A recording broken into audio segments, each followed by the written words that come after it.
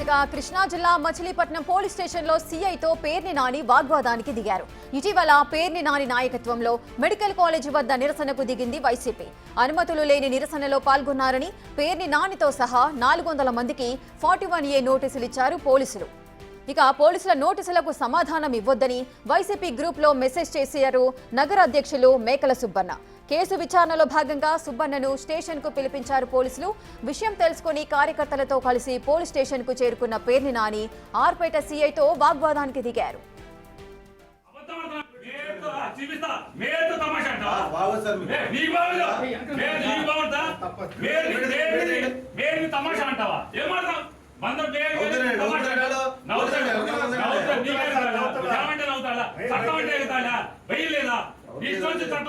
తీసుకుంటారా రోజు స్టేషన్ వస్తాడా రావట్లేదు అరెస్ట్ చేస్తారా?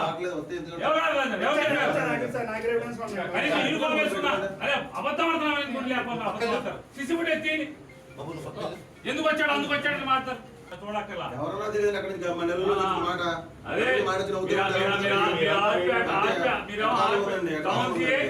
ఎవరికి మీకు ఎటకారంగా ఉంది, అసలు వ్యవస్థ అంటే మీకు ఎటకారంగా ఉంది, పోలీస్ వ్యవస్థ అంటే ఎటకారంగా ఉంది. చూపిస్తా మేతో తమాషా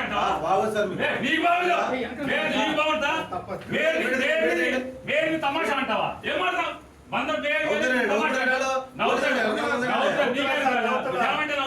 చట్టం అంటే ఎగుతాడా? వెయ్యి లేదా? తీసుకొచ్చి చట్టం మీ చేతిలో తీసుకుంటారా? రోజు స్టేషన్ వస్తాడా రావట్లేదు అరెస్ట్ చేస్తారా? అరే అబద్ధం ఆడుతున్నా సిసిబుడ్ ఎత్తి ఎందుకు వచ్చాడు అందుకు వచ్చాడని మాట్లాడతారు. చూడక్కర్లా ఇసుక కృష్ణా జిల్లా మచిలీపట్నం పోలీస్ స్టేషన్లో సీఐతో పేర్ని నాని వాగ్వాదానికి దిగారు. ఇటీవల పేర్ని నాని నాయకత్వంలో అటు మెడికల్ కాలేజీ వద్ద నిరసనకు దిగింది వైసీపీ. అయితే అనుమతులు లేని నిరసనలో పాల్గొన్నారంటూ కూడా పేర్ని నానితో సహా మొత్తం 400 మందికి పోలీసులు 41A నోటీసులు అయితే అందించారు. కానీ ఆ నోటీసులకు ఎలాంటి సమాధానం ఇవ్వొద్దంటూ అటు వైసీపీ గ్రూప్లో మెసేజ్ చేశారు నగర అధ్యక్షులు మేకల సుబ్బన్న. అయితే కేసు విచారణలో భాగంగా సుబ్బన్నను పోలీస్ స్టేషన్కు అయితే పిలిపించారు పోలీసులు. అయితే ఈ విషయం తెలుసుకున్న పేర్ని నాని పోలీస్ స్టేషన్కు చేరుకున్నారు. ఆ తర్వాత ఆర్పేట సీఐతో వాగ్వాదానికి దిగారు.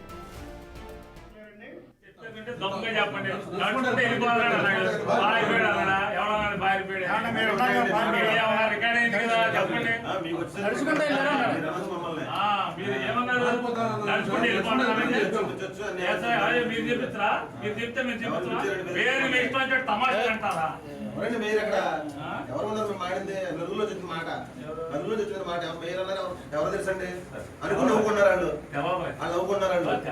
ఏం పర్లేదు తెలిసే రోజు. అవునండి నేను అప్పుడు గుర్తుపట్టలేదు, గుర్తుపట్టాను రోజు వస్తుంది కంగారు.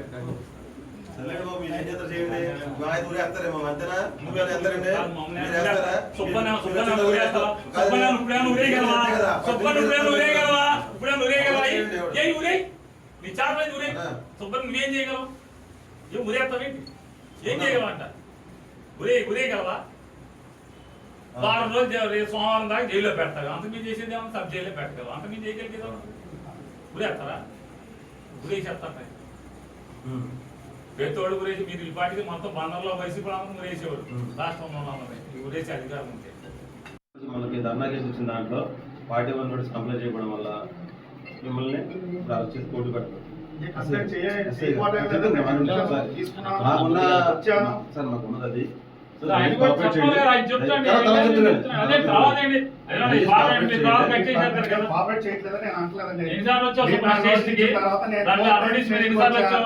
నా కంప్లైంట్ ఇచ్చిన డేట్ రోజు నేను వచ్చా. స్టేషన్ ఎవరు లేరండి, మొత్తం 41 నోటీస్ తీసుకున్న తర్వాత నేను మీరు ఇచ్చిన డేట్ రోజు నేను వచ్చా.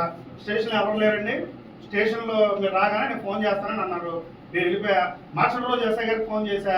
నేను అందరు కలిపి తీసుకుంటారా సార్? అందరు కలిపి వద్దామంటే సార్ ఒక పని చేయండి సార్, మీరు ఎవరెవరికైతే నోటీసులు ఇచ్చారో అందరూ లిస్ట్ ఇవ్వండి, అందరం కలిపి ఒకరే వస్తామని నేను చెప్పిన మాట వాస్తవం. దయచేసి మీరు ఏమన్నా ఉంటే కోర్టులో నేనేమన్నంటే అరెస్ట్ చేసినట్టు మాకు ఇచ్చేసేయండి. ఇచ్చేస్తాం. మిగతా వాళ్ళందరినీ అందరూ స్టేషన్కి వెళ్ళి ముట్టడిలాగా రావడం బాగుంది. ఎవరు ముట్టడి? సార్ మీరు అందరి మీద ఇంకో కేసు పెడదాం ముట్టడంటే మేమేం చేయలేం. మళ్ళీ మేమంటే పొద్దున అతని కాదా మ్యాంగోళ్ళ పెళ్లి ఉంటే తీసుకొచ్చారు. ఎందుకు తీసుకొని రమ్మంటే వచ్చాడు. నేను పొద్దు నుంచి ఇక్కడే ఉన్నాడు. ఇంట్లో ఆడవాళ్ళ ఫోన్లు కానీ మా ఆయన్ని పిలిచారు. ఎందుకో పొద్దు నుంచి వదలలేదంటే అంటే వచ్చాము. ఏంటంటే ఎందుకు నిర్బంధిస్తున్నారంటే మాట్లాడదాం నవ్వుకుంటున్నారు ఎవరికి ఏమైనా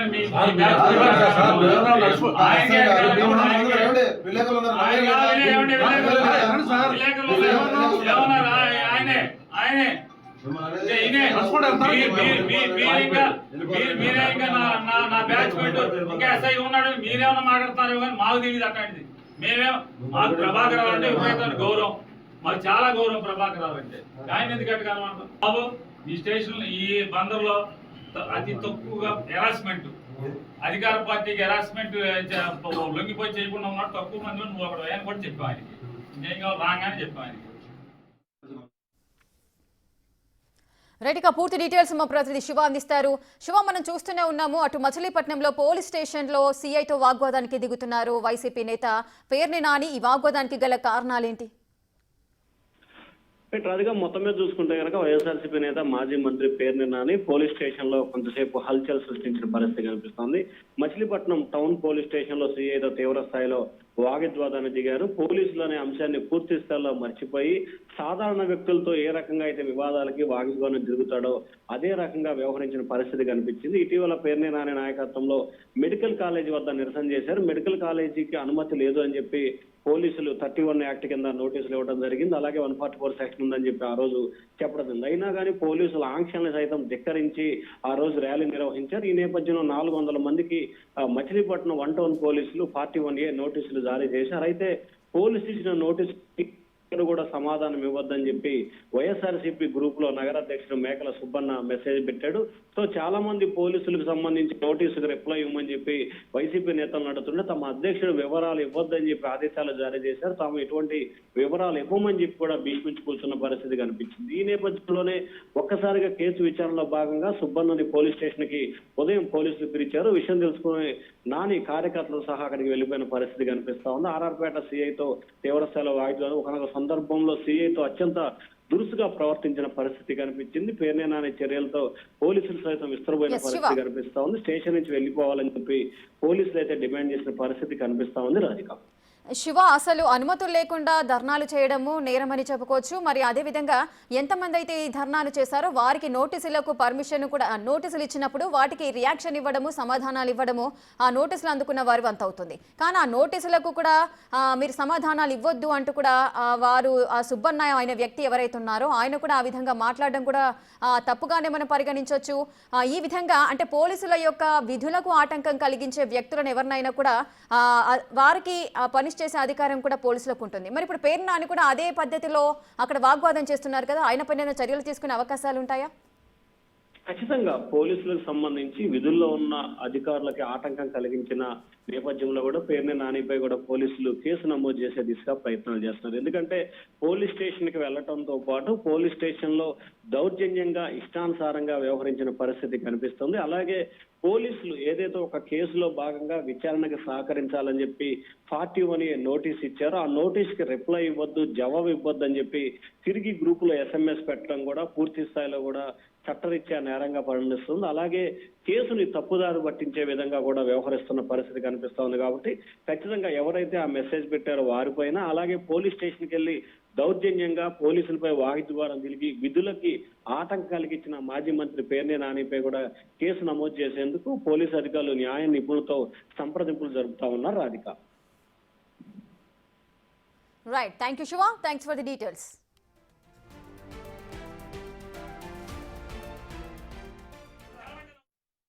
తారీఖున ప్రైవేటు మెడికల్ కాలేజీలకి ఏదైతే ఆంధ్రప్రదేశ్ రాష్ట్రంలో ప్రభుత్వ మెడికల్ కాలేజీలు నిర్మాణంలో ఉన్నటువంటి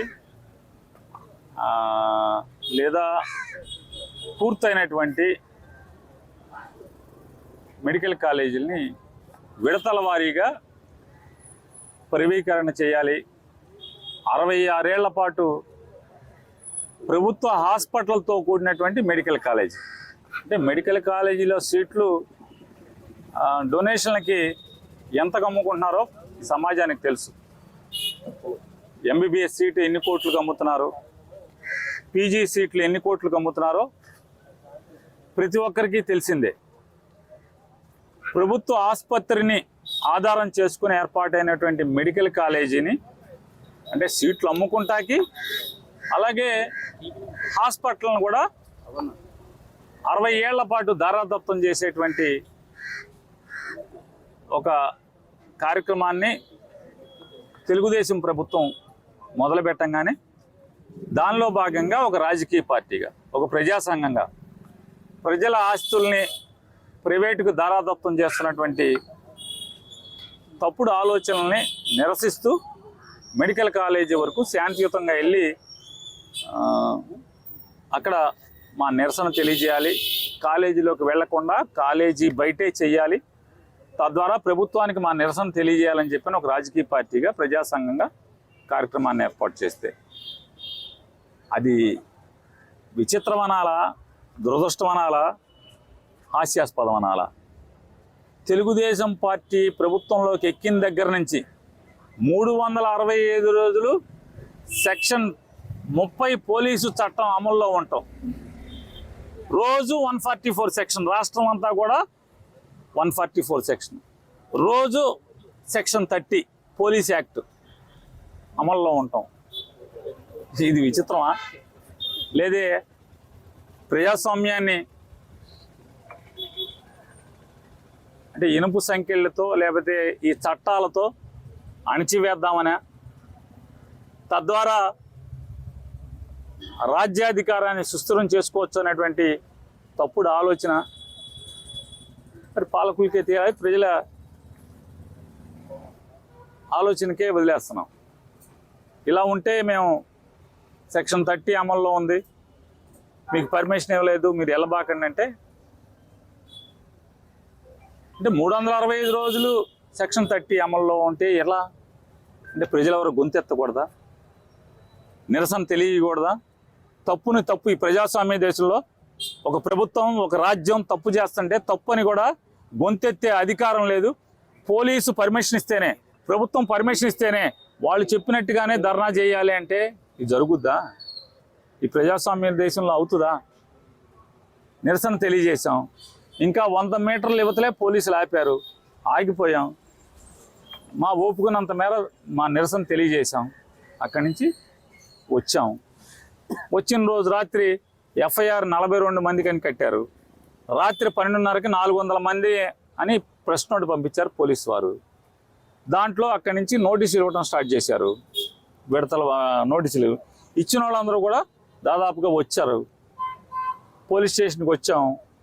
వచ్చి ఎప్పుడో చెప్పాం, కొంతమందికి ఒకే చోట అందరినీ ఫోన్ చేసి లిస్ట్ ఇస్తే అందరూ అంటే అందరూ వచ్చి నోటీసులు తీసుకున్నారు. ఇంటింటికి ఎక్కడ వెళ్తారా పోలీసులు? ఇదే ఉద్యోగమా? 400 మందికి నోటీస్ ఇవ్వడం అంటే పోలీసులకి ఇదే ఉద్యోగం అవుతుంది. ఇక లా అండ్ ఆర్డర్ చూడటం ఉండదు. మీరు ఎవరో లిస్ట్ ఇవ్వండి, అందరూ వచ్చేసి సంతకాలు పెడతారని చెప్పాం. అంటే సంతకాలు పెడుతున్నాం. దానిలో మా పట్టణాధ్యక్షుడు అయినటువంటి వైఎస్ఆర్ కాంగ్రెస్ పార్టీ మచిలీపట్నం పట్టణాధ్యక్షుడు అయిన సుబ్బన్న నోటీస్ తీసుకుని ఇప్పటికి 4 సార్లు పోలీస్ స్టేషన్కి వచ్చాడు. ఆ కన్సర్న్ సబ్ ఇన్స్పెక్టర్ గారితో చర్చించాడు. ఏమండి ఎప్పుడు రమ్మంటారు, అందరం వస్తామని చెప్పని. ఆయన చెప్తానని చెప్పి చెప్తున్నారు, కానీ ఇంతవరకు వారు చెప్పలేదు. చెప్పకపోగా ఇవాళ సడన్గా మా నోటీసు తీసుకుని కూడా చట్టాన్ని ధిక్కరించి మాకు వచ్చి కంప్లై చేయలేదు కాబట్టి అని చెప్పని పొద్దున్నే నిన్నటి నుంచి కవర్ చేస్తున్నారు. ఒకసారి మాట్లాడాలరా, ఒకసారి పర్సనల్గా మాట్లాడాలరా అని చెప్తున్నారు. కాదండి, మా మేనగోళ్ళ పెళ్ళి ఉంది, మా బావలేడు, తోబుట్టు ఒక్కతే, తండ్రి లేని పిల్ల, పెళ్లి చేయాలి, మేము మేనమావలు ఇంకెవరు లేరని చెప్తున్నారు. అయినా సరే ఈ కేసు స్టేషన్కి సంబంధం లేనటువంటి ఒక సిఐ గారు రా ఒకసారి నీతో పర్సనల్గా మాట్లాడాలంటే, ఏంటి పర్సనల్గా మాట్లాడాలంటే ఏమన్నా మా పిల్లకి ఏమైనా సంబంధం చూస్తున్నాడా, లేకపోతే మా మేనగోళ్ళ పెళ్ళికి ఏమైనా సాయం చేస్తాడా, ఏంటి ఎందుకు అని వెళ్ళాడు. ఈయన వెళ్తే కూర్చోబెట్టి పై ఆఫీసర్ల దగ్గరికి వెళ్ళి కూర్చుని మాట్లాడుకుంటున్నారు. గంటలు అవుతున్నాయి. ఇంట్లో ఆడవాళ్ళు ఫోన్ చేస్తున్నారు, భార్య పిల్లలు. మా నాన్న పొద్దున్నే సిఐ గారు ఫోన్ చేస్తే వెళ్ళాడు, ఇంతవరకు రావట్లేదు, పెళ్లి పనులు ఏం చేయాలో అర్థం కావట్లేదు అయ్యి అని చెప్పని స్టేషన్కి వచ్చాం. స్టేషన్కి వచ్చి ఏంటండి అంటే మేము పలానా కేసులో మేము రమ్మంటే రాలేదు, 41 నోటీస్ ఇచ్చాం. ఇదేంటంటే రోజు స్టేషన్కే తిరుగుతున్నాడు కదా, రాపోతాం ఏంటి,